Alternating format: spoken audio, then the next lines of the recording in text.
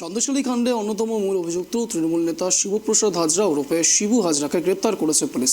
বসিরহাটের নাজার এলাকা থেকে শিবু হাজরাকে গ্রেপ্তার করা হয়। রবিবার কঠোর নিরাপত্তার মধ্যে দিয়ে শিবু হাজরাকে বেলা 11:50 নাগাদ বসিরহাট মহকুমা আদালতে তোলা হলো।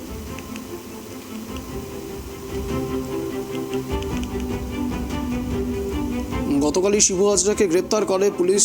একেবারে অবশেষে গ্রেপ্তার হয় শিবু হাজরা। সন্দেশখালী কাণ্ডে একেবারে শিবু হাজরার নাম বারবার উঠে আসছিল সংবাদ শিরোনামে, যেখানে একেবারে গণধর্ষণের মামলা রুজু করেছিলেন এক গোপন জবানবন্দি থেকে, সেটাই জানা যায়। এবং তারপর থেকেই সন্দেশখালী কাণ্ডে তৎপর হয়ে ওঠে পুলিশ প্রশাসন এবং অবশেষে গ্রেপ্তার হয় শিবু হাজরা। বসিরহাটের এসপি গতকালই সাংবাদিক বৈঠক করেন এবং সেখানকার যাবতীয় অবস্থা স্থিতিশীল বা স্থিতিশীল নয় সেই যাবতীয় বিষয় নিয়ে আলাপ আলোচনা করেন সংবাদ মাধ্যমের সামনে। তারপরেই শিবু হাজরা গ্রেপ্তারি প্রসঙ্গে নানাবিধ রাজনৈতিক বাকবিতণ্ডাও শুরু হয়।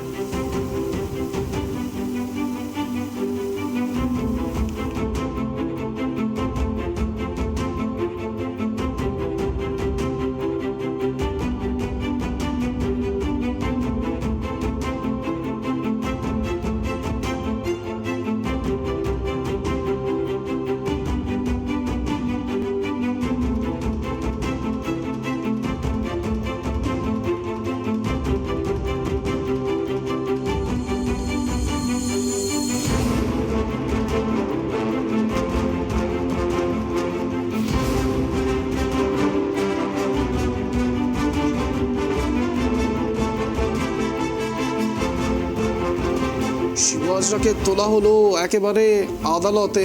অবশেষে গ্রেপ্তার শিবু হাজরা। যে ছবি আপনাদেরকে দেখাচ্ছি ট্রাই টিভির পর্দায়, একেবারে সেই সময়ের ছবি যখন তাকে আদালতে তোলা হচ্ছে। কঠোর নিরাপত্তা নিয়ে যাওয়া হয় আদালতে। অবশেষে শিবু হাজরা গ্রেপ্তার। যদিও বা যা জানা যাচ্ছে, শিবু হাজরা গ্রেপ্তারির পরে সন্দেশখালী কাণ্ডে নয়া মোড় এসছে। যিনি গোপন জবানবন্দি দিয়েছেন তার বাড়িতে ভাঙচুরের কথাও শোনা যাচ্ছে সূত্র মারফত।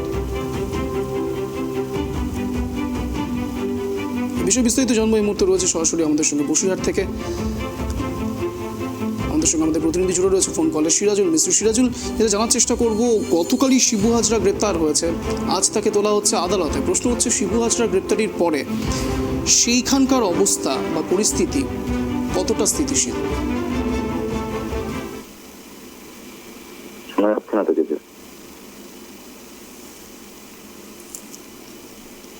আমার কথা শোনা যাচ্ছে? সিরাজুল, আমার কথা শোনা যাচ্ছে? সিরাজুল, আমার কথা শোনা যাচ্ছে?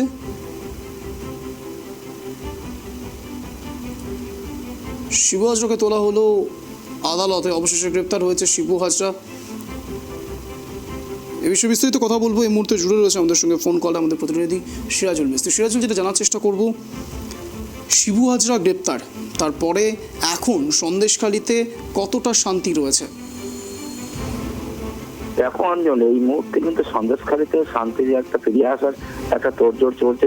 যেখানে তৃণমূলের প্রতিনিধি দলেরা তারা কিন্তু গেছেন ফেব্রুয়ারি মাসের 3 তারিখে একটা জনসভা করার কথা আছে, সেই নিয়ে কিন্তু সন্দেশখালীতে প্রতিনিধি দল কিন্তু তারা কিন্তু একাধিক প্রতিনিধি দল তারা কিন্তু গেছেন তারা সন্দেশখালীতে, এবং আজকে কিন্তু তারা কর্মী বৈঠক করবেন বলে এমনটাই জানা গেছে।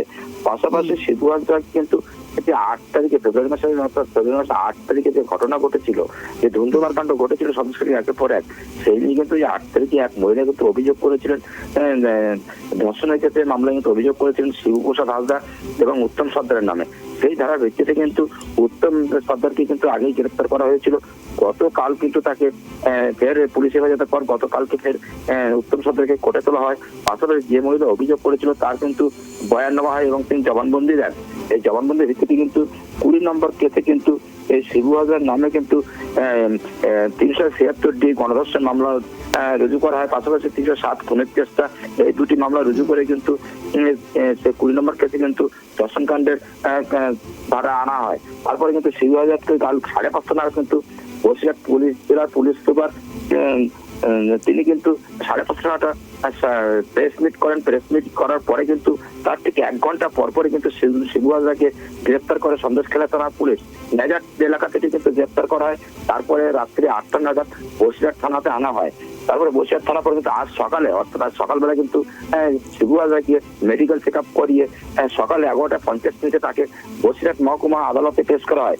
সন্দেশখালী থানার 10 দিনের হেফাজতে চেয়েছিল। পাশাপাশি আইনজীবী তিনি কিন্তু মহামান্য আদালত কিন্তু 10 দিনের জায়গায় 8 দিনের পুলিশ হেফাজতের নির্দেশ দিয়েছেন। ইতিমধ্যে কিন্তু শিবু হাজরাকে কোর্ট চত্বর থেকে বেরিয়ে নিয়ে গেল সন্দেশখালী থানা পুলিশ, তারা কিন্তু নিয়ে গেছেন হেফাজতের জন্য। এমনটা চিত্র উঠে আসছে কিন্তু ট্যাব টিভির ক্যামেরায়। পাশাপাশি 3 তারিখে জনসভা হবে, তার জন্য প্রতিনিধি দল দুটো যাচ্ছে বিভিন্ন জায়গায় ক্যাম্প করে যারা জমির টাকা, লিজের টাকা যারা পায়নি তাদের নাম নথিভুক্ত করা হচ্ছে, তাদের টাকা রাজ্য সরকারের পক্ষ থেকে দেওয়া হবে বলে এমনটাই সূত্র মারফত খবর পাওয়া যাচ্ছে। কিন্তু রাজ্য সরকার কিভাবে এই টাকাগুলো দেবে তা নিয়ে কিন্তু একাধিক প্রশ্নচিহ্ন দেখা দিচ্ছে। অঞ্জন, সেটা জানার চেষ্টা করব, একেবারে যে গোপন জবানবন্দি দিয়েছে তার বাড়ির অবস্থা এখন কিরকম? সে সেফ রয়েছে তো?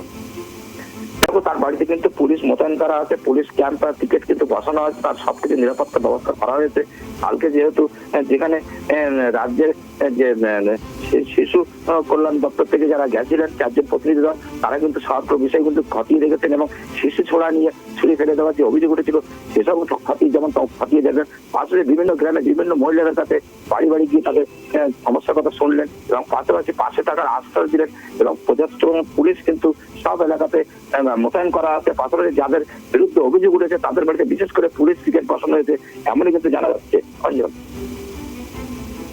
ধন্যবাদ সিরাজুল, নজর রাখো।